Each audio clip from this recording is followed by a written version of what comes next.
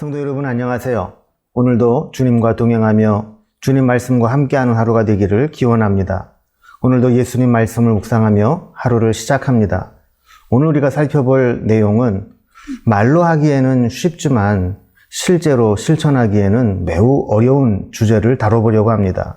어떤 것이 있을까요? 바로 용서에 대한 말씀입니다.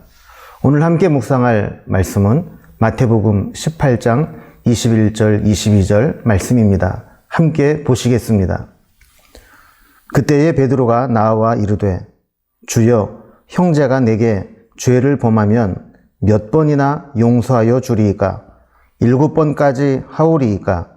예수께서 이르시되 내게 이르노니 7번뿐 아니라 7번을 70번까지라도 할지니라.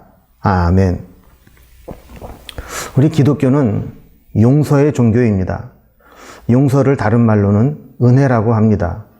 죄에 대한 대가를 치러야 하는 것이 인과응보라면 우리 힘으로는 도저히 감당할 수 없는 죄를 용서하시고 대신 해결해 주신 것이 은혜입니다. 그래서 십자가의 핵심도 용서입니다. 십자가의 가장 중요한 의미는 그 죽음이 육체적으로 얼마나 심한 고통을 동반하느냐가 아니라 십자가를 통해 우리의 죄가 용서받았다는 것입니다.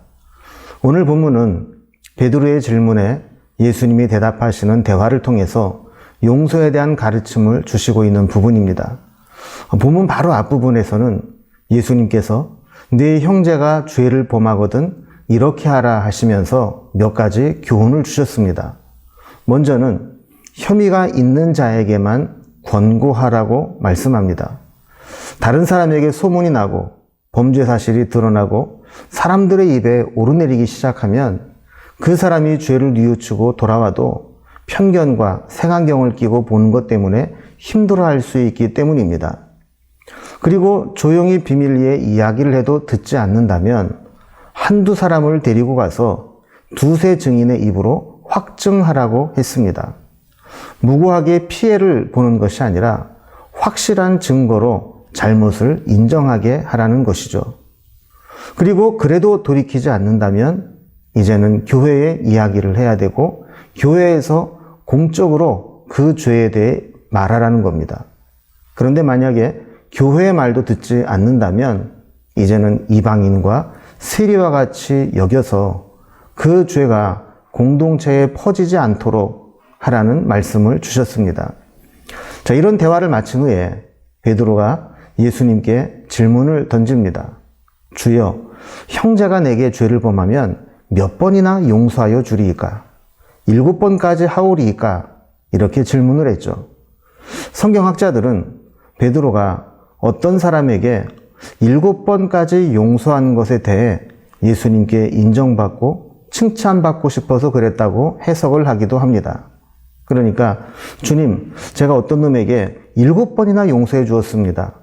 이 정도면 예수님 제자로서 잘한 것이죠. 그리고 이 정도 했으면 그 다음에는 용서하지 않아도 되는 건가요? 자, 이런 의미로 질문을 던졌다는 겁니다. 특히 7번이라고 하는 것은 성경에서 또 유대인들이 완전수의 상징으로 사용하는 숫자였기 때문에 7번 용서했다는 것은 자신의 한계로는 할 만큼 했다라는 의미입니다. 그런데 예수님의 답변은 베드로가 기대했던 답변과 달랐습니다. 22절에 보면 예수께서 이르시되 내게 이르노니 7번뿐만 아니라 7번을 70번까지라도 할지니라 라고 하셨습니다. 7번을 70번까지 하라는 것은 단순히 490번이라는 횟수를 의미하는 것이 아니라는 것을 우리는 잘 압니다. 완전수인 7배, 또 완전수 7배 많다는 의미의 10을 곱한 수를 곱한 만큼, 그러니까 완전하고 또 완전하고 수없이 많이, 그래서 한없이 무한대로 용서하라는 의미입니다. 아까 이야기를 보면 베드로도 할 만큼 했습니다. 어디 우리가 똑같은 죄를 7번씩이나 반복해서 짓는 사람을 용서하기가 쉬운가요? 웬만한 사람은 할 수 없을 만큼 했습니다. 그러나 예수님이 우리에게 원하시는 것은 몇 번이라고 하는 횟수나 한계가 아니라 한계가 없는 용서를 요구하시는 겁니다. 주님이 우리에게 요구하시는 용서는 한계가 없는 용서라는 것이죠. 우리는 주님이 가르쳐 주신 기도를 잘 알고 있습니다. 이 주기도문을 공부해 보면 많은 사람들이 우리 입으로 고백하기 힘든 대목이 있다고 이야기를 합니다. 우리가 우리에게 잘못한 사람을 용서하여 준 것 같이 우리 죄를 용서하여 주시고 라는 대목입니다. 우리가 만약 정직하게 그리고 그 의미를 진지하게 묵상하면서 이 기도를 한다면 주기도문의 이 부분을 당당하게 고백할 수 있는 사람이 누가 있겠습니까? 그냥 우리 죄를 용서하여 주옵소서라고 기도하면 좋겠는데 그 앞에 우리가 우리에게 잘못한 사람을 용서하여 준 것 같이 라는 단서를 달아놓게 되니까 우리가 이 기도에 자신이 없어지는 겁니다. 그래서 이 부분을 공부하려면 우리가 우리에게 잘못한 사람을 용서하여 준 것 같이 라는 이 대목의 의미를 바르게 이해하지 못한다면 온전한 주기도문으로 기도했다고 할 수가 없습니다. 자, 그렇다면 예수님께서는 왜 이런 기도를 우리에게 하도록 가르치셨을까요? 이것이 우리가 다른 사람의 죄를 용서하지 못한다면 우리의 죄도 용서받을 수 없다는 조건부의 기도를 의미하는 걸까요? 이 기도의 내용은 우리의 죄 용서함에 대해 기도할 때마다 우리가 용서해야 될 사람들을 기억하고 용서할 수 있도록 기도하라는 말씀입니다. 여기에서 예수님이 우리를 향한 엄청난 배려를 기도에 담아 두셨다는 것을 보게 됩니다. 우리가 하나님으로부터 우리의 죄를 다 용서받았다 할지라도 내가 용서하지 못하는 사람이 있고 용서하지 못하는 마음을 품고 있다면 우리의 심령은 결코 자유할 수 없기 때문입니다. 그래서 우리의 힘으로는 불가능에 가까운 용서라 할지라도 용서하라고, 용서를 위해 기도하라고 말씀하는 것이죠. 예수님은 7번을 70번까지라도 용서하라고 말씀하신 후에 1만 달란트 빚진 자의 비유를 이어서 말씀하십니다. 1만 달란트. 이것을 현재 금액으로 환산하면 약 6조 원이나 되는 어마어마한 거액입니다. 개인이 어쩌다가 그렇게 큰 빚을 지게 되었는지는 모르지만 여기서 말하고자 하는 것은 이 1만 달란트는 파산하고 빚진 사람의 자력으로는 도저히 갚을 수 없는 거금이라는 의미입니다. 이야기는 1만 달란트 빚을 탕감받은 사람이 나가서 100데나리온 빚진 동료에게 빚을 받아내기 위해 감옥에 가두었다고 전개됩니다. 100데나리온도 적은 금액은 아니죠. 우리가 지난 시간에 살펴본 것처럼 한 데나리온이 노동자 하루 품삯이라면 100일분에 해당되는 금액입니다. 자, 우리가 이 이야기를 제3자적 입장에서 들으면 화가 납니다. 아, 뭐 저런 놈이 다 있나 하면서 정죄하고 비난하고 싶은 마음이 들 수 있습니다. 자기는 6조 원에 해당되는 갚을 수 없는 빚을 탕감받아 놓고 약 1,000만 원 정도 되는 그 금액을 안 갚았다고 저렇게 할 수 있나? 라고 하는 마음이 드는 것이죠. 이야기도 그렇게 전개됩니다.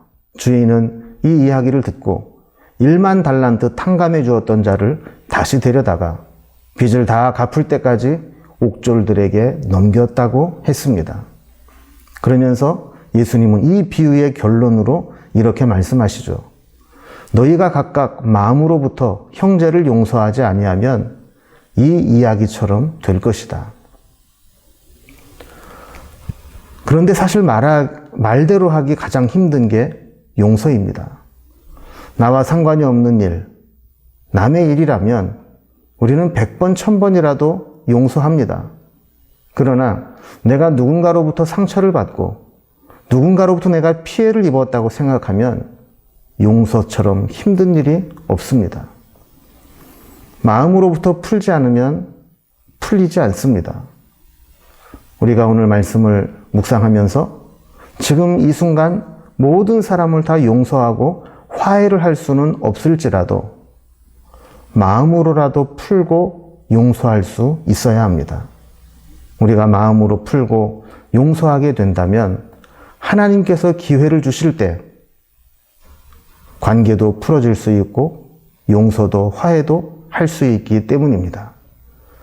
주님은 우리에게 우리가 용서함을 받은 것처럼 우리도 용서하는 삶을 살기를 원하고 우리의 용서함을 위해 기도할 때마다 우리도 용서해야 될 사람들을 용서하게 해달라고 기도하라고 말씀하고 계십니다. 이번 사순절을 보내면서 이 용서의 개념, 예수님처럼 용서할 수 있는 용기와 믿음을 하나님께서 허락해 주시기를 기원합니다. 기도하겠습니다. 사랑하는 주님, 주님은 우리의 모든 죄를 용서하기 위해서 우리 대신 십자가에서 죽어주시고 우리의 죄를 용서해 주셨습니다. 그러나 우리는 우리에게 잘못한 사람들을 용서하는데 너무 인색합니다. 상처도 있고 아픔도 있고 피해도 입었기에 그냥 용서하는 것은 손해보는 것처럼 보이고 힘든 일처럼 보이지만 주님께서 우리에게 가르쳐 주신 그 용서의 가르침대로 우리도 예수님처럼 용서하며 살아갈 수 있도록 인도해 주옵소서. 용서하지 못함으로 남아있는 쓴뿌리가 우리의 심령을 계속해서 걸려 넘어지게 하지 못하도록 용서를 실천하고 마음으로부터라도 마음을 풀고 살아가는 저희들이 되게 하여 주옵소서. 예수님의 이름으로 기도드리옵나이다. 아멘. 성도 여러분, 오늘 우리가 용서에 대한 말씀을 묵상해 보았습니다. 하나님께서 우리의 마음을 자유하게 하시고 이번 사순절에 용서하지 못했던 사람들을 용서하고 우리의 마음으로부터 풀어낼 수 있는 은혜가 있기를 기원합니다. 오늘 하루도 승리하시고 다음 묵상 시간에 다시 만나도록 하겠습니다.